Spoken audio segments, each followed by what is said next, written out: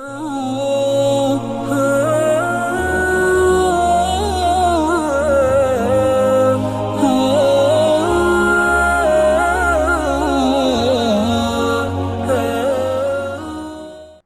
اگست کو ہم جشن آزادی مناتے ہیں، لیکن مجھے افسوس سے کہنا پڑتا ہے ہماری میجورٹی ایسی ہے،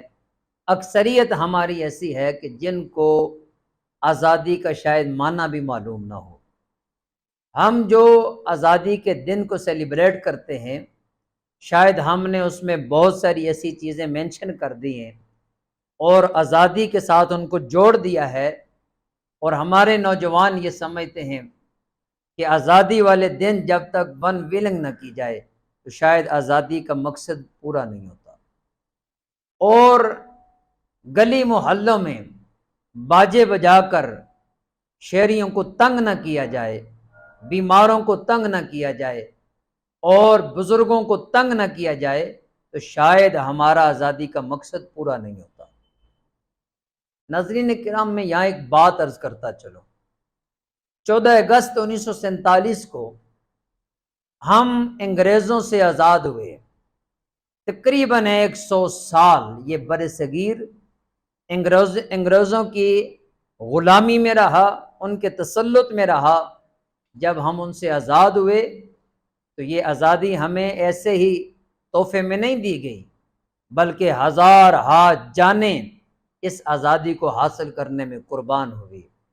ہمارے بزرگوں نے اس کے لیے قربانی دی ہے، ہمارے نوجوانوں نے اپنی جانیں پیش کی ہیں، ہمارے بچوں نے اپنی جانوں کو نذرانہ پیش کیا ہے، اور عورتوں کی عصمت دریاں ہوئی ہیں، اور تب جا کر ہمیں یہ پیارا ملک، ہمارا وطن عزیز پاکستان ہمیں ملا ہے۔ تو ناظرین کرام، میں گزارش کرتا چلوں کہ ہمیں یہ شعور اب اپنے اندر بیدار کر لینا چاہیے کہ جشن آزادی کو ہم نے منانا کیسے ہے۔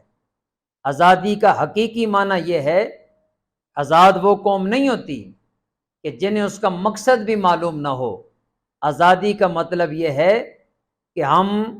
14 اگست کو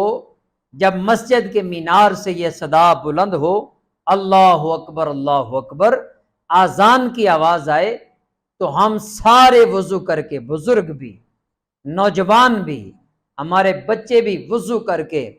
مسجد کی صفوں میں جا کر بیٹھ جائیں اور اللہ کے سامنے اپنا سر رکھ کر سجدہ ریز ہو کر اس بات کا حقیقی اور عملی اعلان کریں کہ ہم آزاد قوم ہیں، اس لیے کہ ہمارا سر جو ہے وہ اللہ کے سامنے جھک رہا ہے، اللہ کے علاوہ ہم کسی کے سامنے نہیں جھکتے۔ آزادی کے دن ہم قرآن مجید کی تلاوت کریں اور تلاوت کر کے اس بات کا اظہار کریں کہ ہم وہ حقیقی آزاد قوم ہیں جو اس بات کو مانتے ہیں، اس بات پر ہمارا ایمان ہے، اس بات پہ ہمارا یقین ہے کہ ہمارے اوپر جو قانون چلتا ہے، ہمارے جسم پہ جو قانون چلتا ہے، ہمارے کنبہ اور خاندان میں جو قانون چلتا ہے، ہمارے جو شب و روز میں قانون ہمارے اوپر چلتا ہے، وہ صرف اللہ کا قانون ہے اور اللہ کے قرآن کا قانون ہے، اس لیے ہم اس کی بات کو مانتے ہیں۔ تو میں گزارش کروں گا ان والدین سے، گزارش کروں گا ان نوجوانوں سے، ان بچوں سے، خدا را یہ آپ کا 14 اگست محرم الحرام کے اس مقدس مہینے میں آ رہا ہے، جس کا تقدس اور جس کی عزت، جس کی حرمت، جس کی تعظیم، جس کی تکریم آل بیت اطہار کے ساتھ جڑی ہوئی ہے، اور اس عظیم مہینے کے اندر ان کی قربانیاں ہیں۔ غم خاندان رسول اور آل رسول اس مہینے کے اندر اس کا تعلق اس کے ساتھ ہے اور وہ منسوب ہے۔ اس لیے خدا را اس 14 اگست کو باجے بجانے کے بجائے، سلنسر نکالنے کے بجائے اور شور شرابہ کرنے کے بجائے، گھومنے پھرنے کے لیے جانے کے بجائے، آپ صاف ستھرے کپڑے پہن کر، پاک صاف ہو کر آپ نماز پڑھیں، نوافل پڑھیں، ذکر اذکار کریں، اللہ کا شکر ادا کریں، صدقات و خیرات کریں، اور اس میں آپ ان شہداء کے لیے قرآن خوانی کریں،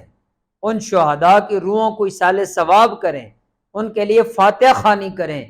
کہ جنہوں نے ہزار ہاتھ جانیں پیش کر کے اس وطن عزیز کو حاصل کر کے ہمیں دیا ہے، اور اس بات کا عہد کریں کہ ہم اپنے جان مال عزت آبرو تن من دھن قربان کر کے اس ملک کی ہمیشہ حفاظت کریں گے۔ اللہ ہمیں اس ملک کی حفاظت کرنے اور اس کی ترقی کے لیے اپنا کردار پیش کرنے کی توفیق عطا فرمائے۔